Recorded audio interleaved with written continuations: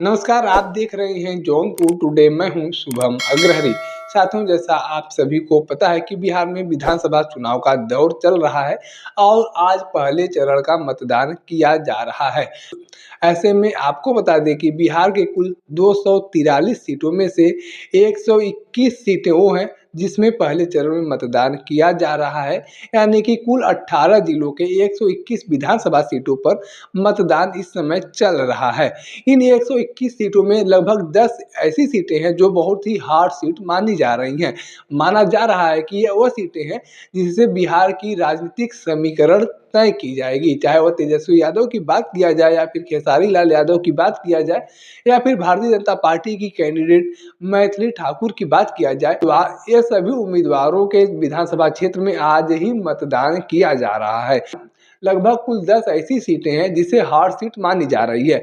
अगर इन 10 हार्ड सीटों की बात किया जाए तो आपको बता दें कि पहला सीट है मुंगेर जिले के तारापुर विधानसभा सीट से सम्राट चौधरी चुनाव लड़ रहे हैं, जो वर्तमान सरकार में डिप्टी सीएम भी है। ऐसे में कहीं ना कहीं इनका भविष्य भी अब आज दांव पर लगा हुआ है। उसके बाद आता है वैशाली जिले का सीट राघोपुर से तेजस्वी यादव स्वयं चुनाव लड़ रहे हैं।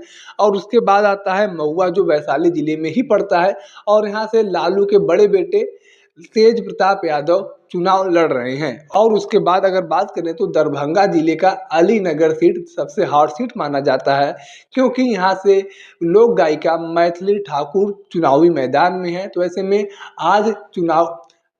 में आज यहाँ पर भी मतदान हो रहा है।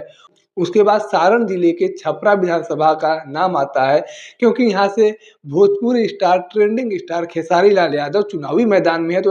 तो ऐसे में कहीं ना कहीं यह सीट भी बहुत बड़ा मायने रखता है। उसके बाद लखीसराय विधानसभा से विजय कुमार सिन्हा चुनाव लड़ रहे हैं, जो वर्तमान सरकार में डिप्टी सीएम है।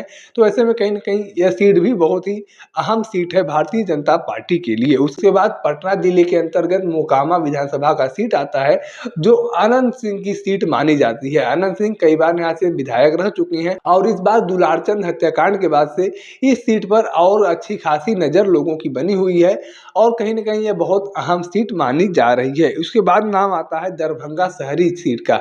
दरभंगा शहरी विधानसभा सीट से संजय सरवारी चुनाव लड़ रहे हैं, जो भाजपा के राजस्व मंत्री भी हैं। उसके बाद नाम आता है पटना जिले के ही बांकीपुर विधानसभा सीट का।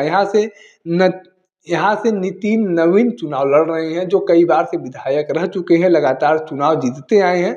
ऐसे में इनका भी भविष्य आज दांव पर लगा हुआ है। और उसके बाद लास्ट सीट आता है 10वें नंबर पर सहरसा विधानसभा से आलोक रंजन चुनाव लड़ रहे हैं, जो भारतीय जनता पार्टी के पूर्व मंत्री भी रह चुके हैं।